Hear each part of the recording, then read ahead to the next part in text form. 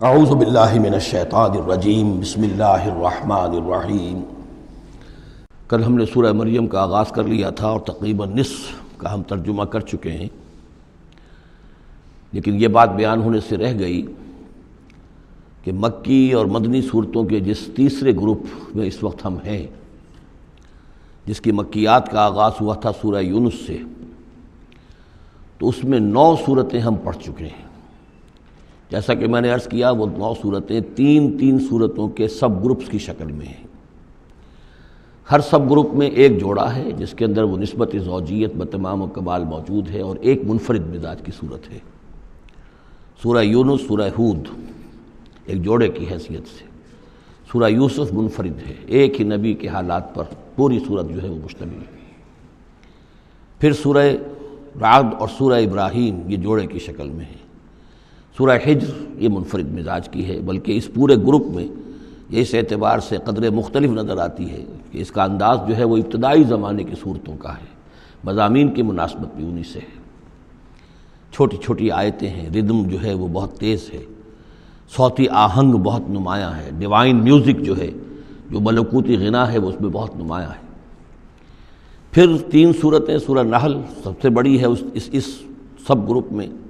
یہ منفرد مزاج کی ہے، لیکن اس کے بعد سورہ بنی اسرائیل اور سورہ کہف یہ ایک نہایت حسین و جمیل جوڑا ہے۔ اب پھر 3 صورتیں جو آ رہی ہیں، سورہ مریم، پھر سورہ طٰہٰ، سورہ انبیاء۔ یہاں بھی معاملہ وہی ہے کہ ان میں سے 2 صورتیں جو ہیں، سورہ مریم اور سورہ انبیاء، ان میں بڑی گہری مشابہت ہے، اور یہ قصص النبیین کے انداز میں یہاں تذکرہ ہے انبیاء کرام کا، انباء الرسل کے انداز میں نہیں ہے۔ وہ جو انداز سورہ کہف، سورہ اعراف میں ہم نے دیکھا، سورہ ہود میں ہم نے دیکھا کہ رسول آئے، انہوں نے دعوت دی، قوم نے انکار کیا، قوم ہلاک کر دی گئی، یہ انداز جو انباء الرسل، ایام اللہ، اس کا نہیں ہے۔ لیکن یہ کہ ایک جو ہے اس سب گروپ میں منفرد صورت ہے، اور وہ ہے سورہ طٰہٰ۔ یہ اس اعتبار سے کہ تقریباً پوری ایک ہی رسول کے حالات پر مشتمل ہے، حضرت موسیٰ علیہ السلام۔ 8 میں سے 5 رکوع مسلسل جو ہیں وہ حضرت موسیٰ علیہ السلام کے حالات پر ہیں، اور ان کی ایک نسبت جو معنوی قائم ہو جاتی ہے اس سورہ مبارکہ کی سورہ یوسف کے ساتھ، وہ یہ ہے کہ تاریخی اعتبار سے ہمیں معلوم ہے کہ حضرت یوسف علیہ السلام کے زمانے میں بنی اسرائیل مصر میں جا کر آباد ہوئے، اور حضرت موسیٰ علیہ السلام کے ذریعے سے اللہ تعالیٰ نے انہیں پھر جو مصر میں فرعونیوں نے انہیں جو اپنا غلام بنا لیا تھا، اس غلامی سے نجات دلائی، اور وہ واپس مصر سے نکل کر پھر اپنے آبائی وطن جو ہے سمجھیے، جو حضرت ابراہیم کا مسکن تھا، یعنی فلسطین کی طرف روانہ ہوئے۔ تو ان میں بھی ایک نسبت قائم تو ہو جاتی ہے، لیکن وہ فاصلے سے ہے۔ سورہ مریم میں اور سورہ انبیاء میں آپ کو قصص النبیین کے انداز کا بات ملے گی، تو یہ آپ جب ہم پڑھیں گے تو بات نمایاں ہو جائے گی۔ سورہ مریم میں ہم نے اب تک جو پڑھا ہے، سب سے پہلے حضرت زکریا، حضرت یحییٰ کا تذکرہ ہوا پہلے رکوع میں۔ دوسرا رکوع بہت طویل ہے، اس میں حضرت مریم اور حضرت عیسیٰ کا سلام علیہم ان کا تذکرہ ہوا ہے۔ تیسرے رکوع میں پھر حضرت ابراہیم علیہ السلام کا، اور ان کے ساتھ ہی پھر حضرت اسحاق اور حضرت یعقوب کا تذکرہ ہوا ہے۔ حضرت ابراہیم کے بارے میں کہا گیا کہ انہ کان صدیقا نبیا۔ اب یہ ایک نئی ترکیب ہے کہ جو پہلی مرتبہ قرآن مجید میں آئی ہے، اور میں نے اسی لیے آج جو ہے کئی آیات تلاوت کی ہیں اگلے رکوع کی، کہ آپ یہ دیکھ سکیں کہ 2 کے بارے میں آ رہا ہے رسولا نبیہ، حضرت اسماعیل اور حضرت موسیٰ علیہ السلام رسولا نبیہ، انہ کان رسولا نبیہ، اور 2 ہی کے بارے میں آیا انہ کان صدیقا نبیہ، یعنی حضرت ابراہیم علیہ السلام اور حضرت ادریس علیہ السلام۔ تو اس میں فرق کیا ہے؟ ظاہر بات ہے کہ الفاظ مختلف ہیں، ترکیب مختلف ہے، تو یقیناً ان کا مفہوم جدا ہے، اگرچہ بہت ہی میرے علم کی حد تک کسی نے اس پر توجہ نہیں کی ہے، بلکہ ایک بہت بڑے عالم تھے جو مفسر قرآن بھی ہیں، ان سے جب میں نے تذکرہ کیا تو ان کا کہ کیا واقعی ایسا ہے؟ یعنی یہ کہ وہ تفسیر بھی لکھ چکے تھے، لیکن انہوں نے توجہ نہیں کی۔ ہوتا یہ ہے کہ آدمی جب گزر جاتا ہے تیزی کے ساتھ، اگر کسی چیز کی توجہ نہیں ہوتی، کیا واقعی ایسا ہے کہ 2 کے بارے میں ہے رسول النبیہ اور 2 کے بارے میں ہے صدیق النبیہ؟ تو میں نے ان سے سوال کیا تھا کہ اس میں پھر کیا فرق ہے۔ اس کے لیے میں چاہتا ہوں کہ جو جس حد تک کہ مجھ پر وہ بات اللہ تعالیٰ نے منکشف فرمائی ہے، وہ آپ پر بھی میں آپ کے ساتھ بھی شیئر کروں، کہ یہ جو ہم پڑھ چکے ہیں، ایک تو سورہ فاتحہ میں اہدنا الصراط المستقیم صراط الذین انعمت علیہم، راستہ ان کا ہمیں دکھا اور ان کے راستے پر چلا جن پر تیرا انعام ہوا۔ اس کی وضاحت سورہ نساء میں آئی، وَمَن يُطِعِ اللَّهَ وَالرَّسُولَ فَأُولَٰئِكَ مَعَ الَّذِينَ أَنْعَمَ اللَّهُ عَلَيْهِم مِّنَ النَّبِيِّينَ وَالصِّدِّيقِينَ وَالشُّهَدَاءِ وَالصَّالِحِينَ وَحَسُنَ أُولَٰئِكَ رَفِيقًا۔ یہ منعم علیہم جو ہیں، جن پر اللہ تعالیٰ کا انعام ہوا ہے، یہ جو جماعت ہے منعم علیہم کی، اس کے 4 درجات ہیں۔ اوپر سے چلیں گے تو انبیاء سب سے اوپر ہیں، پھر نیچے ان کے درجہ ہے صدیقین کا، پھر ان سے نیچے شہداء کا، اور پھر بیس لائن سمجھیے کہ وہ صالحین مومنین جو نیک دل مسلمان ہیں، مخلص ہیں، صادق القول ہیں، صادق الایمان ہیں، یہ گویا کہ بیس لائن ہے۔ نیچے سے چلیں گے تو اس بیس لائن سے اگر کوئی شخص ترقی کرے گا تو پھر درجہ اس کے لیے کیا ہے؟ شہادت کا ہے، اس کے اوپر ایک درجہ صدیقیت کا ہے، اور یہ آخری درجہ ہے، اس لیے کہ اس سے آگے نبوت کا جو درجہ ہے وہ اکتسابی نہیں ہے، وہ تو وہبی ہے،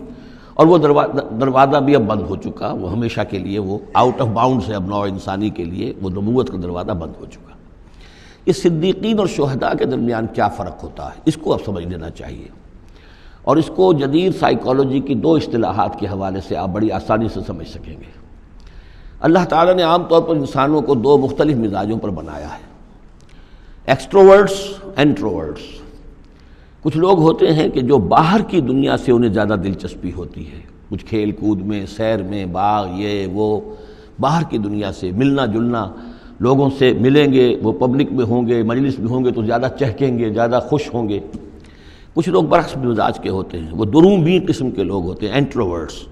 وہ اپنے خیالات ہی میں مگن رہتے ہیں، غور و فکر کرتے ہیں، سوچ بچار کرتے ہیں، انہیں تنہائی زیادہ پسند ہوتی ہے، تنہائی میں وہ زیادہ خوش رہتے ہیں۔ تو یہ ایکسٹروورٹس اور انٹروورٹس 2 مزاج ہیں بنیادی طور پر، اللہ تعالیٰ نے بنائے ہیں مختلف مزاج جو ہیں۔ اور ایک ہوتی ہے تیسری ایک کیفیت کہ جس میں یہ دونوں چیزیں بڑے توازن کے ساتھ ہو، ایمبیورٹ۔ یہ بہت شاذ ہوتا ہے، بہت شاذ ہوتا ہے، بہت کم لوگ ہوتے ہیں دنیا میں کہ جو واقعتاً اس میں توازن قائم کر سکیں، یا ادھر کا رجحان ہوگا یا ادھر کا رجحان ہوگا۔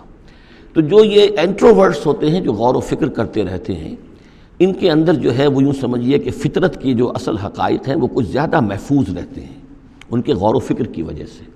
پھر وہ کائنات کے بارے میں بھی سوچتے ہیں، تو اس کائنات کی تمام آیات الہیہ بھی گویا کہ ان سے ہم کلام ہوتی ہیں، اشارے کرتی ہیں۔ یہ وہ لوگ ہوتے ہیں کہ جن تک گویا کہ وہ حقائق از خود روشن ہو چکے ہوتے ہیں ان تک، کہ جیسے ہم نے سورہ فاتحہ پڑھتے ہوئے کہا کہ کچھ لوگ ہوتے ہیں اپنی فطرت سلیمہ اور عقل سلیم کی رہنمائی میں یہاں تک تو پہنچ گئے کہ اللہ کو پہچان لیا، آخرت کو پہچان لیا، یہ بھی سمجھ لیا کہ اللہ ہی کی بندگی کرنی چاہیے، کیسے کریں یہ پتہ نہیں، اہدنا الصراط المستقیم، اب وہ راستہ مانگتے ہیں کہ ہمیں راستہ دکھا۔ یہ صدیقین ہوتے ہیں، اور ان کی شان یہ ہوتی ہے کہ جیسے ہی کسی نبی کی دعوت ان کے کان میں آتی ہے وہ ایسے لپک کر قبول کرتے ہیں کہ گویا کہ منتظر بیٹھے تھے،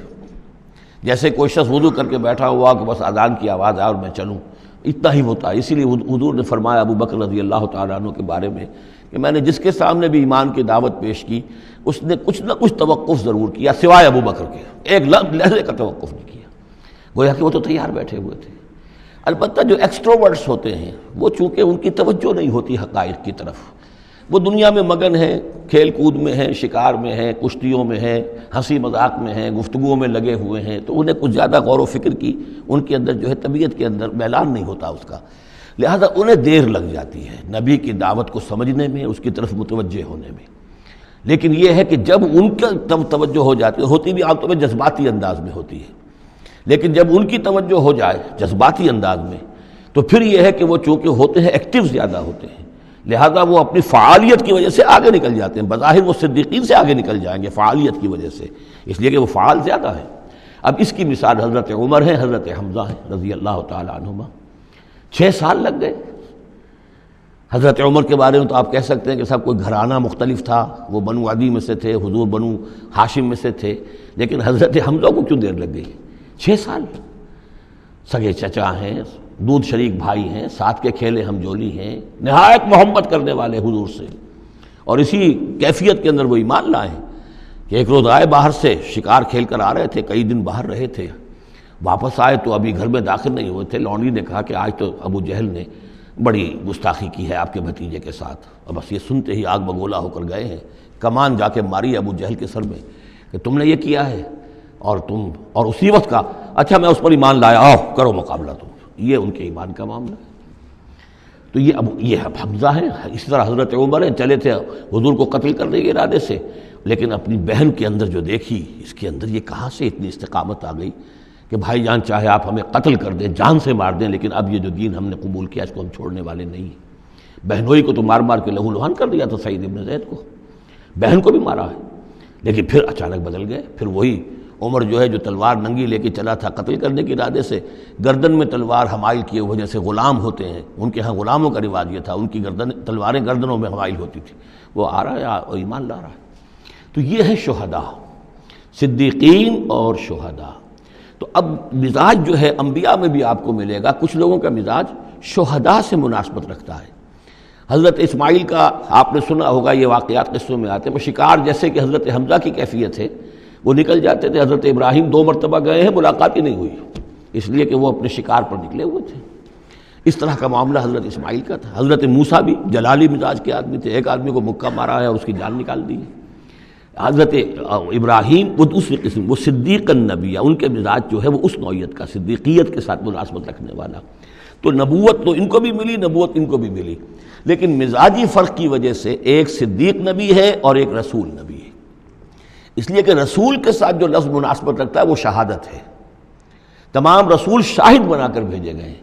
یہ جو کار رسالت ہے، تبلیغ اور اتمام حجت، اس کے اندر تو عمل کا پہلو زیادہ ہے، اور اس میں پھر شہداء زیادہ نمایاں ہوتے ہیں۔ تو رسولوں کے لیے تو ہے ہی یہ،